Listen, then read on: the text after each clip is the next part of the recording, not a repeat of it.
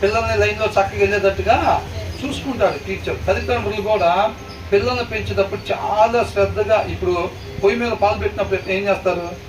పెట్టి స్నానానికి వెళ్ళిపోతారా? వెళ్ళి కొద్దిసేపు నిద్రపోయేస్తారా? మరి ఏం చేస్తారు?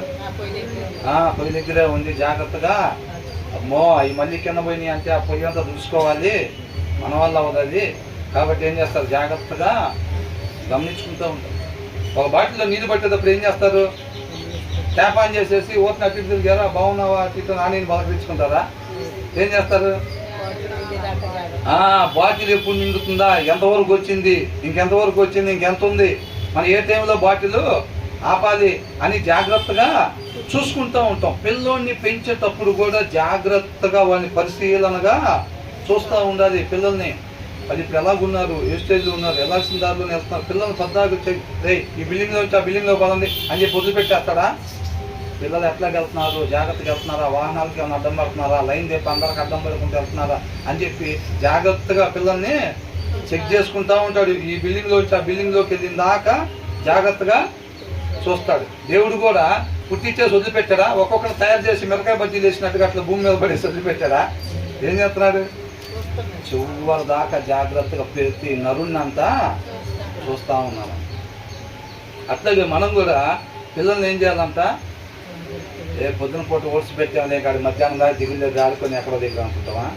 వాడు ఏం చేస్తున్నాడు ప్రతి సెకండ్ కూడా వాడిని జాగ్రత్తగా గమనించుకుంటూ ఉండాలి. వాళ్ళు ఉండాల్సిన మార్గంలో మాత్రం ఉంటున్నారా లేదా జాగ్రత్తగా చెక్ చేసుకుంటూ ఉండాలన్నమాట పిల్లల్ని. నేను ఈ ఎగ్జాంపుల్స్ ఎందుకు చెప్పానంటే అంత శ్రద్ధ వహించాలి పిల్లల పెంపకంలో. అర్థమవుతుందండి? ఆ పిల్లల పెంపకంలో అంత శ్రద్ధ వహించాలి. వాళ్ళని గద్దించాల్సిన ప్లేస్లో గద్దించాలంటే ఆత్మీయ బలం కావాలండి. అర్థమవుతుందా? ఆత్మీయ బలం కావాలి. పిల్లవాడు ఏడుస్తాడు, ఏడవకుండా ఉంటాడా? వాడి పద్దుకూకులు సరి చేసేటప్పుడు ఏమనుకుంటాడు? వాడు ఇట్లా చూస్తూ ఉంటాడు, ఏం పద్దుకూకులు ఏది చెప్పినా ఏది చేసినా వద్దంటారు ఏంది అనేటట్టుగా పిల్లవాడు చూస్తాడా లేదా? వాడు చూస్తూ ఉంటాడు. అయినా సరే మనం కరెక్షన్ చేయటం మాత్రం ఆపకూడదు. అల్టిమేట్గా వాడు ఏం చేస్తాడు? చక్కగా వెళ్ళాల్సిన త్రోవలో వెళ్ళి చేరాల్సిన ప్లేస్కి చేరతాడన్నమాట. అర్థమవుతుందండి? పిల్లల దగ్గర మంచి అనిపించుకోవాలని చెప్పి పిల్లల్ని ఎవరిని సరి చేయకుండా ఉంటే టీచరు రేపు రోజు నా పిల్లలందరూ ఏమవుతారు? చక్కగా ఫెయిల్ అవుతారు. చక్కగా ఫెయిల్ అయ్యి వాళ్ళకి పనులు కూడా దొరకవు, ఉద్యోగాలు కూడా వాళ్ళకి దొరకవు అన్నమాట. అదేనా టీచర్ చేయాల్సిన పని? టీచర్ చేయాల్సిన పని అది కాదు. అవునా?